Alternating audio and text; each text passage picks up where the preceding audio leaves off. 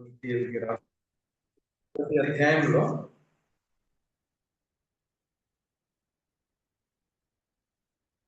8-9 వచనాలు ఎవరన్నా చదవండి. ఇది మనం చూసి మన దేవుని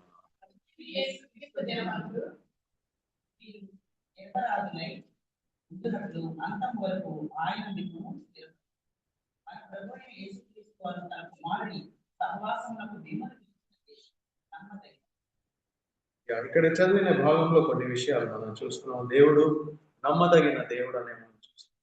అలాగే దేవుడు మనల్ని పిలిచారని మనం చూస్తున్నాం. తర్వాత మనం చూస్తున్న ఆయన మనల్ని ఆ ప్రభు ఒక దినములో నిర్దోషులుగా ఉండేటట్టు ఆయన సహాయం చేస్తారనే మాట చూస్తాం.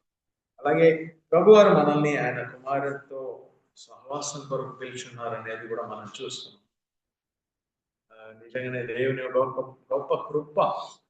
నేను ఈ రక్షణ అనుభవం మనకి దేవుడు ఒక వరంగా మనకి ఇచ్చారు. మనకు తెలియదు, మన ఇష్టం వచ్చినట్టు జీవిస్తున్న కాలంలో మనతో వచ్చిన రీతిగా మనం పద్ధతి జీవితాలు గడుపుతున్న సమయం ఎందుకో మరి దేవుడికి ఏం తోచిందో, మనల్ని చూసి ఎందుకు జాలి కలిగిందో. ఆయన అందరి పట్ల జాలి ఉన్నది, కానీ మనకెందుకు ఆయన వైపు చూడాలి, ఆయన అనుకోవాలనేది అనిపించిందో తెలియదు. కానీ కేవలం ఇది దేవుని కృపలో ఆయన మనల్ని పిలిచారు అని రాస్తుంది. మనం ఏమీ చేయలేదు, దీంట్లో మన భాగం చాలా తక్కువ.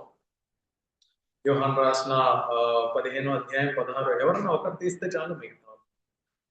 యోహాను రాసిన పత్రికలో 15-16లో ఏం రాస్తుందంటే, మీరు నన్ను ఏర్పరచుకోలేదు కానీ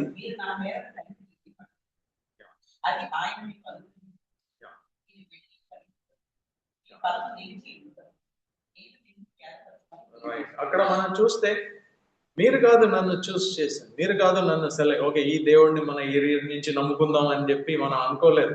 అలా నడిచిన వ్యవహారం కాదు ఇది. ఆయన మనల్ని ఎన్నుకున్నారు కనుక మనం ఆయన వైపు వచ్చాము అనేది చూస్తూ ఉన్నాము. తర్వాత యెషయా గ్రంథంలో కూడా మనము 43:1 కూడా మనము ఈ మాట చూస్తాము. ఆయన మనల్ని మోచించి ఆయన సొత్తుగా పిలిచి ఉన్నాం. చదువు.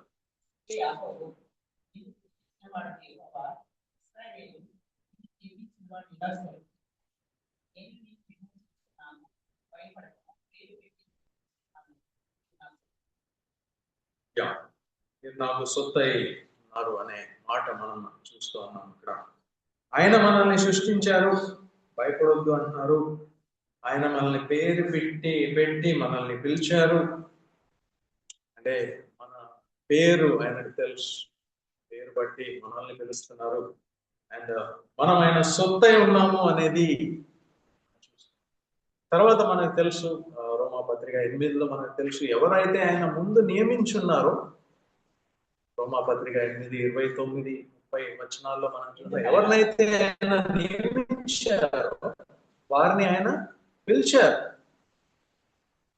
అంటే ఎప్పుడో భూమి పునాది వేయక మనకు మీ పేరు నా పేరు అన్న రాసుకున్నారు. ఎందుకు రాసుకున్నారో మనకు తెలియదు, రాసుకున్న వాళ్ళందరినీ మనం పుట్టిన తర్వాత మన ఏ సమయంలో పుట్టామో ఆ సమయంలో ఆయన మనల్ని పిలిచారు. చాలా కాలం మనం వృధా చేసుకున్నామేమో మన పుట్టిన తర్వాత, కానీ ఏదో ఒక పాయింట్లో ఏదో ఒక సమయంలో ఆయన పిలిచిన తర్వాత యేసు ప్రభువు అందరూ నమ్మిక కలిగేటట్టు ఆయనే సహాయం చేశారు. మనల్ని నీతిమంతులుగా మార్చివేశారు. ఆయన నీతిమంతులుగా మార్చివేసి ఆయన మహిమపరిచారని రాసింది. మరి ఆ మహిమ ఇప్పుడు చూడట్లేదేమో, కానీ ఒకరోజు ఆయన వల్లే పూర్తిగా మనం మారిపోతాము. దీంట్లో సందేహం లేనే లేదు. ఒకరోజు మనం ఆయన్ని చూస్తాము, ఆ రోజు మనం పూర్తిగా ఆయన వల్లే మారిపోతాము. కానీ ఈ దినాల్లో కూడా మనము ఆయన కొరకు సాక్షులుగా ఆయన మహిమపరిచారు అని రాసింది. సో మనము ఆ ఒక మాట నమ్మి ఆ ప్రకారం మన ఈ లోకంలో ఒక వెలుగుగా మనం జీవించాల్సిన అవసరం ఉంది. అది మనకి దేవుడు ఇచ్చిన గొప్ప బాధ్యత. సో ఆయన మనల్ని పిలుచున్నారు. అండ్ తర్వాత మన కొరింథీకి మళ్ళీ వెళ్ళిపోతే పత్రికలో 1వ అధ్యాయం 8-9 మనం చూసాము. మన ఏ పరిస్థితిలో ఉన్నా కూడా, ఇంతకాలం మనం ఏం చేసి ఉన్నా, మన జీవితకాలం ఇంతవరకు వృధా చేసుకున్నాం, వేస్ట్ చేసుకున్నాం, ఎన్నోసారి పాపంలో పడిపోయి లేచి పడిపోయి లేచి ఇలాంటి దాదాపు అందరికీ అనుభవం ఉంటుంది. ఎప్పుడు పడి లేచి పడి లేచి. కానీ క్రైస్తవ జీవితంలో పడడం లేయడం మామూలే, కానీ ప్రతిసారి అక్కడే ఉండిపోకూడదు. చిన్నపిల్లలు ఏ విధంగా అయితే ఎల్కేజీ మొదలుకొని వాళ్ళ చదువుల్లో చివరికి చాలా ఉన్నత మెట్టు వరకు వెళ్ళిపోవచ్చు. బీటెక్ మెడికల్లో క్వాలిఫికేషన్ తెచ్చుకోగలుగుతారు. సో ఒకే క్లాస్లో ఎల్కేజీలోనే ఉండిపోతే ఏదో తేడా ఉన్నట్టే. వాళ్ళ ఐదర్ మెచ్యూరిటీ లేదనో ఏదో అనుకోవచ్చు. అదేవిధంగా ఆత్మీయమైన ఒక మెచ్యూరిటీ, పరిపూర్ణత మనకి కనపడినప్పుడు అక్కడే ఉండిపోతుంది. పోయిన సంవత్సరం ఉన్న విధంగానే ఈ సంవత్సరం కూడా ఉంటే పెద్ద డిఫరెన్స్ లేదు. పోయిన సంవత్సరం కూడా సినిమా అలవాటు, లేకుంటే షికార్ల అలవాటు, తాగుడు అలవాటు అలాంటి వారు ఎవరు లేరు అనుకుంటున్నాను. ఆయన సినిమాలు చూడటము, వీడియోస్ చూడటము, చెత్తవి అన్ని కూడా చూడటము, చెత్తవి మాట్లాడటము, లూజ్ టాక్ చేయడము, వాళ్ళ గురించి వీళ్ళ గురించి చాడీలు చెప్పడం, ఇది ఇంకా పోలేదు అనుకోండి. అయితే మరి ఎదిగినట్ట కాదు, ఎక్కడ మూమెంట్ లేదు. అక్కడే ఎల్కేజీలోనే ఉన్నాం. ఐడియల్ గా అయితే ఒక్కసారి మనం తప్పు చేసిన తర్వాత గ్రహింపు రాగానే వెంటనే ప్రభుని క్షమాపణ అడిగి సెర్చ్ చేసుకుని మళ్ళీ చేయకూడదు. అలాంటి వారు చాలా ఫాస్ట్ గా ఎదుగుతారు. మనం చాలా స్లో, డల్ మైండెడ్ అంటాం కదా. స్టూడెంట్స్ కాలంలో మనకు తెలుసు, సమ్టైమ్స్ చాలా డల్ గా ఉంటాం. ఎంత చెప్పినా టీచర్ మన బుర్రలోకి ఎక్కదు. చదవాలని అనుకుంటాం కానీ ఇంటికి వెళ్ళాక ఆడుకుంటాము. చివరికి సంవత్సరం చివరిలో ఎగ్జామ్ టైంలోనే అందరు బుక్కులు తీసి మరి అప్పుడు అనుకుంటాం, అయ్యో ముందు నుంచి రోజు కొంచెం చదువున్నా ఈ పాటికి సమస్య ఉండేది కాదు కదా అని అప్పుడు అనుకుంటాం. బహుశా మన అందరికి అదే అనుభవం. ఆత్మీయ జీవితంలో ఓకే, స్కూల్లో మొత్తానికి ఫెయిల్ అయిపోయినా పర్వాలేదండి, అదేమి ఈ లోకపరంగా నష్టపోతాం, మంచి ఉద్యోగాలు రావు, లేకుంటే ఇంకేదో రావు. కానీ ఆత్మీయ విషయంలో ఆ విధంగానే ఉంటే పెద్ద నష్టం, గొప్ప నష్టం. మనం జాగ్రత్తగా ఉండాలి ఈ విషయంలో. ఆయన మనల్ని పిలిచిన తర్వాత ఆయన దేవునికి స్తోత్రం. కానీ మనం ఎలా ఉన్నప్పటికీ కూడా ఆయన కృపలో ఆయన నమ్మదగిన దేవుడు అని అక్కడ రాస్తుంది ఒక మాట. అదే నా ఒక నిరీక్షణ, అదే నా బలం.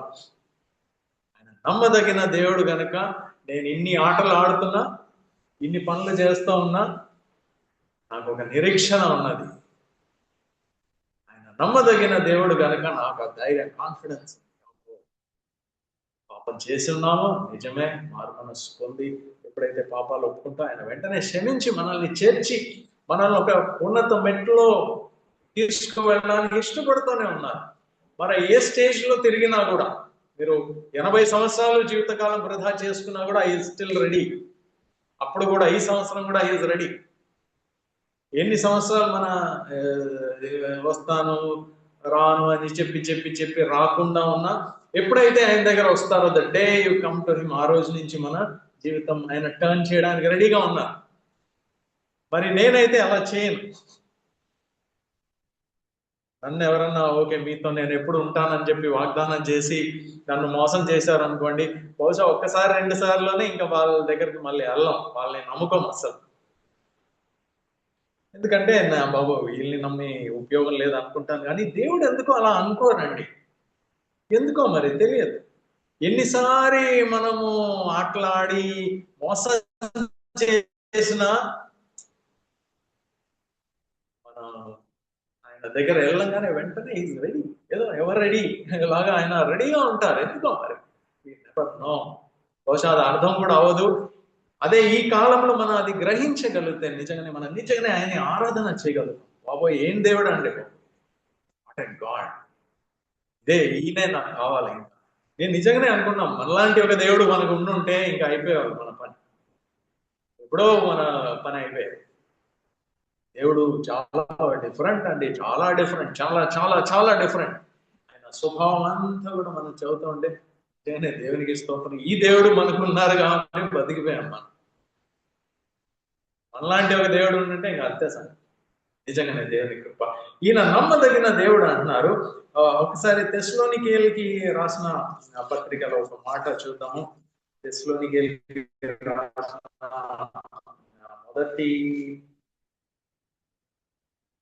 మొదటి పత్రికలో తెలుసు 25వ అధ్యాయంలో 23వ వచనం, 23-24 చూడండి.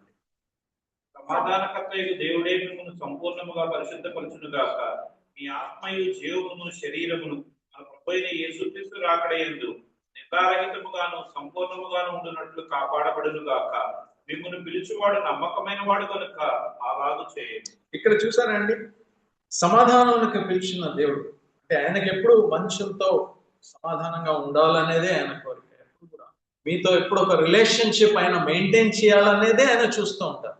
మనం ఎక్స్ప్లెయిన్ చేయడం చాలా కష్టం అండి. ఆయన అలా ఎందుకు చేస్తారో తెలియదు, ఎందుకంటే మనకు ఆ స్వభావం లేదు కనుక మనం ఎక్స్ప్లెయిన్ చేయలేం. కానీ ఆయన ఎప్పుడు సమాధానం కలిగి ఉండాలనే ప్రయత్నం చేసే దేవుడు. ఆయన సమాధానం కలిగి ఉంటారు, మీరు నేను కూడా అదే సమాధానంలో ఉండాలని ఆయన కోరుకుంటారు. ఆయన మనల్ని తరచుగా ఎందుకు ఇబ్బంది పడతారండి? మీ సొంత జీవితం మీ ఇష్టం అని చెప్పి తిరిగి ఎందుకు బాధలు తెచ్చుకుంటారు, ఎందుకు ఇబ్బంది తెచ్చుకుంటారు? Why don't you come to me? నా దగ్గరకు వస్తే I can teach you so many things. సమాధానానికి ఏముందో నాకు తెలుసు, మీకు తెలియదు. మీరు దీంట్లో సమాధానం ఉందని అనుకుంటాం, దాంట్లో సమాధానం అనుకుంటా ఇష్టం వచ్చినట్టు రకరకాల మార్గాల్లో మనం వెళ్తాం. కానీ దాంట్లో లేదండి. నా దగ్గర రండి, నేను నేర్పిస్తాను. What is peace, what is happiness, నిజమైన సంతోషం ఏంటి, నిజమైన సమాధానం, అది నేను నేర్పిస్తాను. ఇక్కడ చెప్తున్నారు, మనల్ని అయినా పూర్తిగా అయినా సంపూర్ణంగా అయినా పరిశుద్ధపరచడానికి ఇష్టపడుతూ ఉన్నారు. ఏదైనా తోటలో మనము ఆ మాలిన్యంతా అంటించుకున్నాము. మన సొంత మార్గంలో వెళ్ళడానికి తీర్మానం తీసుకొని ఆ మాలిన్యత అంటించుకున్నారు, జబ్బు అంటించుకున్నాము ఏదైనా తోటలో. దేవుడు చెప్తున్నారు, మీరు మీ సొంత తెలివితేటలతో బ్రతకాలనుకుంటున్న కాలం అంతా కూడా మీరు సక్సెస్ అవ్వవు. ఇన్ఫాక్ట్ ఇంకా ఇంకా ఇంకా ఫెయిలియర్లు అయిపోతాం. అంటే ఆయనే చేయట్లేదండి, మనం ఫెయిల్ అవ్వాలని ఆయనే ప్రయత్నం చేయట్లేదు. కానీ ఆ రోడ్లో వెళ్తే మీరు, ఉదాహరణకి మేము ఇటుపక్క నుంచి వచ్చాము, కాకినాడ వైపు నుంచి వచ్చాము, ఈ రోడ్లో వెళ్తే కాకినాడ వస్తుందండి, వైజాగ్ రాదు. ఎందుకంటే ఇటు వెళ్తే ఖచ్చితంగా కాకినాడ వస్తుంది. ఆయన చెప్తున్నారు, ఇటు వెళ్ళారు, మీ సొంత ప్రయత్నాలు చేస్తే you will never get piece.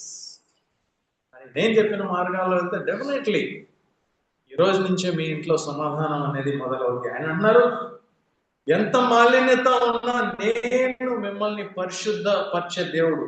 ఎలా పరిశుద్ధపరుస్తున్నానంటే ఏదో మామూలుగా మన చేతులు ఒకటి మాత్రం శుభ్రం చేసుకొని సోప్తో కడిగినట్టు కాదండి. ఇక్కడ ఏం చెప్తున్నారు, మన ఆత్మయు జీవము శరీరం. మానవుడు అంటే మన డిస్క్రిప్షన్, మనం మనల్నే వర్ణించలేని పరిస్థితిలో ఉన్నాము. కానీ బైబిల్ చెప్తా ఉంది మనము 3 భాగాలు. ఒకటి శరీరం, మనకు కనపడుతోంది కదా శరీరం. ఇంకోటి మన ప్రాణం అంటే దాన్ని ఒక విధంగా ఎలా అనుకోవాలంటే ఏదో సోల్ అంటారు. సోల్ అంటే మన మన ఒకే కుటుంబంలో సమ్టైమ్స్ ఇద్దరు ఉంటారు, ఇద్దరికి నేచర్లు వేరువేరుగా ఉంటుంది, వాళ్ళ అలవాట్లు వేరువేరుగా ఉంటాయి, వాళ్ళ తలంపులు వేరుగా ఉంటుంది. ఈ ఒక్కొక్క ప్రాణానికి ఒక్కొక్క అలవాట్లు ఉంటాయి, తలంపులు ఉంటాయి, పట్టుదల కూడా అక్కడి నుంచే వస్తుంది అనమాట. కొంతమంది బాగా పట్టుదల ఉంటుంది, వాళ్ళ ప్రాణం యొక్క గుణం అది. 3వ భాగం ఏంటంటే మన ఆత్మ. ఆత్మ అంటే మనలో ఉన్న ఒకే ఒక కాంటాక్ట్ అన్నమాట. ఒక విధంగా మన సిమ్ అనుకోవచ్చు, మొబైల్ ఫోన్ లో ఆ సిమ్, దేవుడితో కనెక్ట్ అవ్వగలిగిన ఒకే ఒక భాగం అది. జంతువులకి మనకి అది తేడా. జంతువులకి ప్రాణం ఉంది కానీ వాళ్ళకి ఆత్మ అనేది లేదు. దేవుడి గురించి నేను కాసేపు కుక్కతో కూర్చొని మాట్లాడాను అనుకోండి, అది తోక ఆడిస్తే తప్ప జన్మలో అర్థం చేసుకోలేదు ఏంటండి దేవుడు అనేది, అసలు అర్థం చేసుకోలేదు.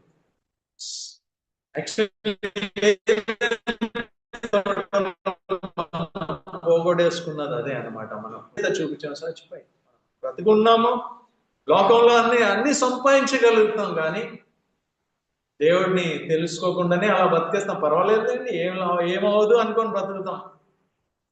కానీ దేవునికి స్తోత్రం, మనకి దేవుడు ఆ రక్షణ ఇచ్చి మన ఆత్మని ఆయన మళ్ళీ ఒకసారి లేవనెత్తున్నారు. మళ్ళీ యేసుక్రీస్తుతో పాటే పునరుద్ధానమైంది మన ఆత్మ కూడా. ఇప్పుడు మనం గ్రహించగలుగుతున్నాం, ఓ దేవుడు ఉన్నారు, మనం ఇంతకాలం అవిధేయులుగా ఉన్నాము, ఆ పాత పద్ధతులు తప్పు అని చెప్పి ఇప్పుడు గ్రహించగలుగుతున్నాం. సో దేవుడు అంటున్నారు, ఈ సమాధానకర్త అయిన దేవుడు మనల్ని, మన శరీరము, ఆత్మయు, మన ప్రాణము అంతా కూడా ఆయన పరిశుద్ధపరిచి ఆయన ఎదుట మనల్ని యేసుక్రీస్తు ప్రభు రాకడ దినంలో మనము నిర్దోషులుగా ఆయన ఎదుర్కోగలిగిన వాళ్ళుగా ఉండాలి.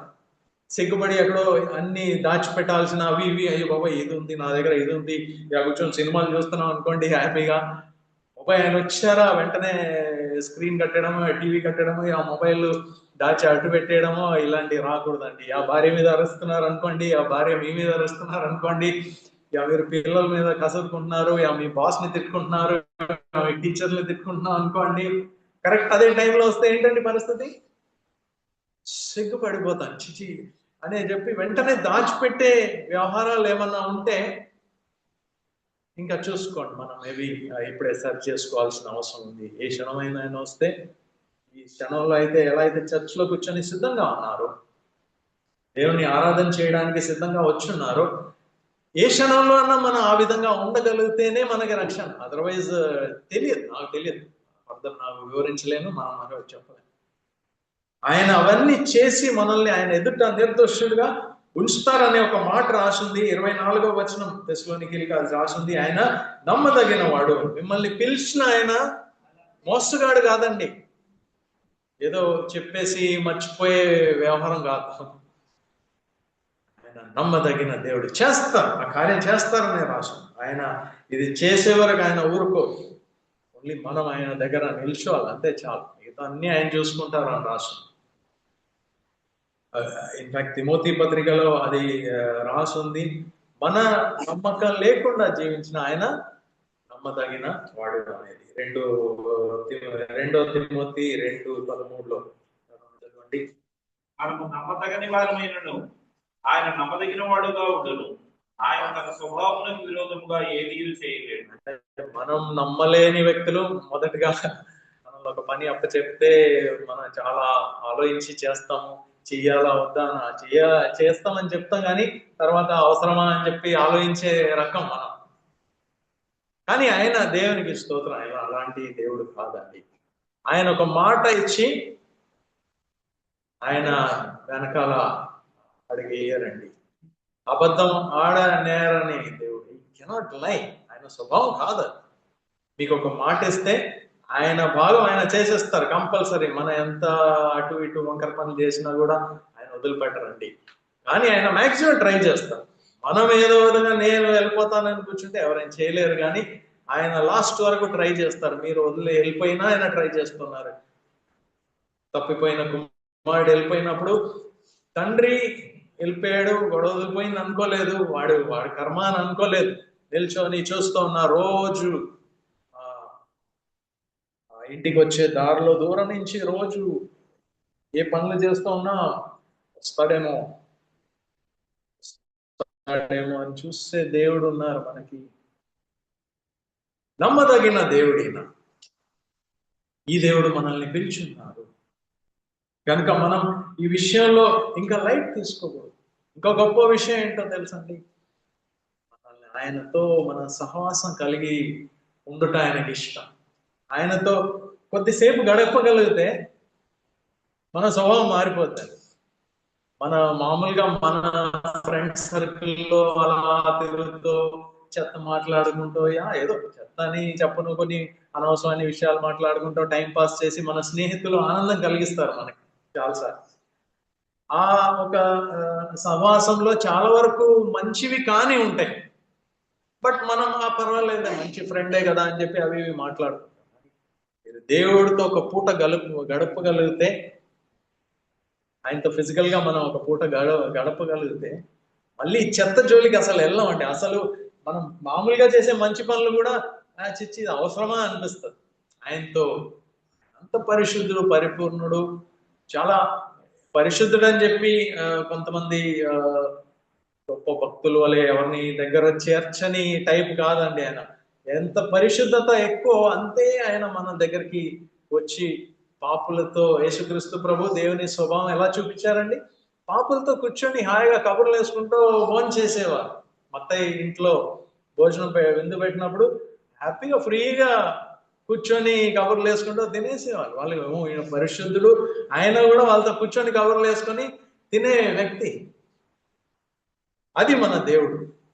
ఆయన యూదా ఒక పాదాలను కలగడానికి కూడా ఆయనకి మొహమాట ఏం లేదు. ఒక క్యాండిడేట్ అపవిత్రుడు అనే కాదు. ఆ రోజు ఎప్పుడైతే శిష్యులందరూ కూర్చున్నారో, ఆ చివరి రాత్రి భోజనం టైంలో పరుగురాతి భోజనం ఏర్పాటు చేసిన ఆ రోజు యూదా పాదములు కూడా ఆయన కూర్చొని కడిగాయి. ఆయనకి ఏమీ టెన్షన్ గలుగులేం లేదు. అందరి పాదాలు ఆయన శుభ్రంగా కడిగేసి వదిలేశారు. ఇది నమ్మదగిన దేవుడే. యేసుక్రీస్తు ప్రభు మీకు ఒకసారి ఇంకో మాట కూడా చెప్పేసి ముగించేస్తాను. అంద్రేయ అలాగే ఇంకో శిష్యుడు మొదటిసారి మన బాప్టిజం ఇచ్చే యోహాన్ సువార్తలో మొదటి అధ్యాయంలో మనం చదువుతాము. అంద్రేయ, ఫిలిప్ప అండి రెండో వ్యక్తి, ఇద్దరు యోహాన్ శిష్యులు, బాప్టిజం ఇచ్చే యోహాన్ శిష్యులు వీళ్ళు. యోహాన్ అన్నారు, ఆయన వచ్చారండి, ఆయన వచ్చారు, ఇంకా మీరు నా వెనకాల కాదా? సీమోను, ఆంద్రేయ, ఓకే రైట్.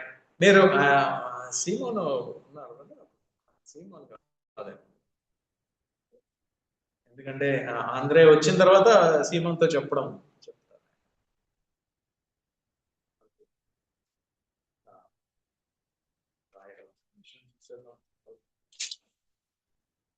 మొదటి అధ్యాయంలో 35వ వచనాన్ని చూడండి. ఇద్దరు శిష్యులు, ఓకే నెక్స్ట్ డే యోహాన్ ఇద్దరు శిష్యులతో ఉన్నారు. యోహాన్ మొదటి అధ్యాయం 35 అండ్ ఇద్దరు శిష్యులతో ఉన్నారు. యోహాన్ చెప్పారు, ఇదో దేవుని గొర్రెపిల్ల అన్నారు. ఇద్దరు శిష్యులు కూడా ఆయన వెనక ఆయనతో పాటు వెళ్ళిపోయారు. సో ఈ 40వ వచనంలో చూస్తాను, ఒకరు అంద్రేయ, ఇంకో వ్యక్తి మరి ఎవరో మనకు తెలియదు. వాళ్ళు ఏం చేశారో చూడండి. ఈయన ఎప్పుడైతే దేవుని గొర్రెపిల్ల అనగానే వాళ్ళిద్దరు కూడా ఆయన వెనకాల వెళ్ళిపోయారు. 38వ వచనము, యేసుక్రీస్తు ప్రభు వెనకాల తీసి వీళ్ళు ఆయన వెనకాల వస్తున్నది చూసి ఏం కావాలండి అని అడిగారు. ఆయన అన్నారు, మీరు ఎక్కడ ఉంటారండి అని చెప్పి అడిగారు. చెప్పారు, రండి నేను చూపిస్తానన్నారు. సో ఏమైంది, వాళ్ళు ఆయన ఎక్కడ ఉంటున్నారో చూసి ఆయనతో పాటు ఆ రోజంతా ఉన్నారు. దాదాపు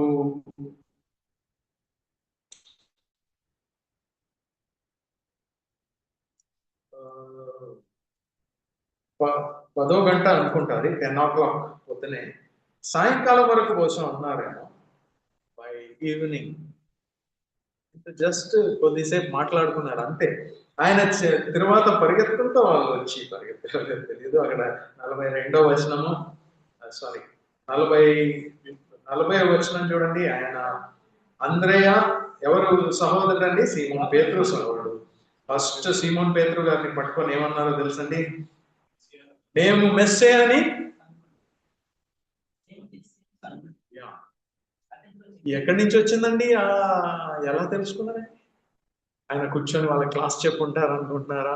నేను మెస్సే అని చెప్పి జస్ట్ మాట్లాడారండి. ఆ రోజంతా ఆయనతో కాసేపు కూర్చున్నారు. మీరు ఫోన్ చేశారేమో, టీవీ తాగారేమో, ఏమేం చేశారో మనకు తెలియదు, కానీ అక్కడ ఏమీ రాయలేదు. జస్ట్ ఆయనతో సమయం గడిపితే వెంటనే గ్రహింపు వచ్చింది, ఇది మెస్సే అయ్యుండొచ్చు.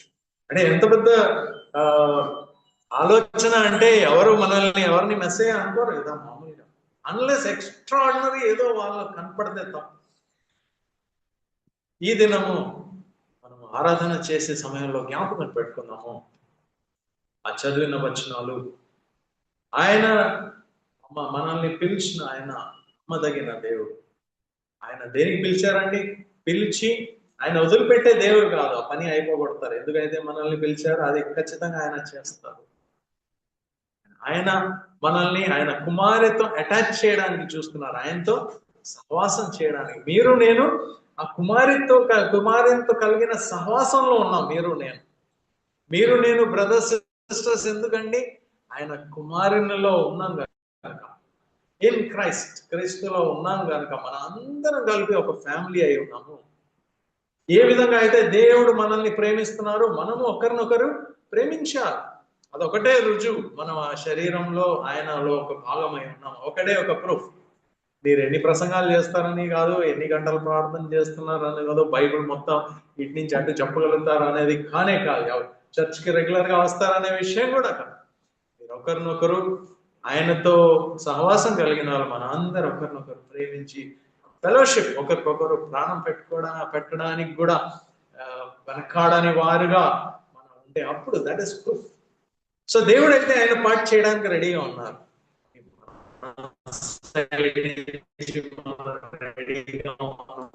లేదో చూసుకోండి, దేవుడు చేసిన గొప్ప కార్యము మనం జ్ఞాపకం చేసుకుని ఈ సమయంలో 10 నిమిషాలు ఆయన్ని ఆరాధన చేసుకుంటాం.